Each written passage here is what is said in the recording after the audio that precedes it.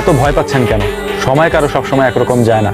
পাখি যখন জীবিত থাকে তখন পিঁপড়াকে খেয়ে ফেলে, ওই পাখিটাই যখন মারা যায় তখন পিঁপড়া তাকে খেয়ে